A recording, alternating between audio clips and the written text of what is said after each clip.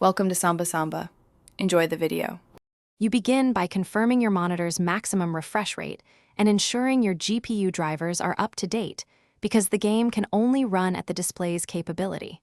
Once done, close overlays and background apps that might cap performance.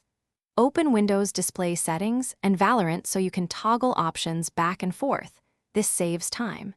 You'll use Windows to set the base refresh rate, then adjust GPU control panel and Valorant settings to match and lock the experience for consistent frame pacing.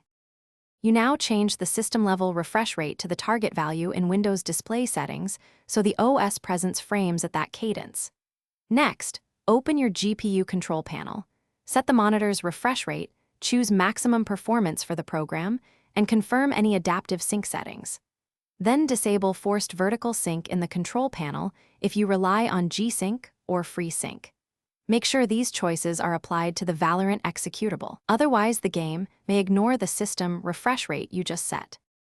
You finish by opening Valorant's video settings. Choose the native resolution, set display mode to full screen, and set limit FPS to the same value as your monitor's refresh rate or higher depending on your goals. Apply and restart the game to force the settings. Verify using the in-game FPS counter or RTSS to confirm frame output aligns with refresh rate. If you still see a cap, check for overlays, background apps, driver rollbacks, and add or remove launch options. These are common culprits that stop the changes from taking effect. Thanks for watching. Consider subscribing if we helped you.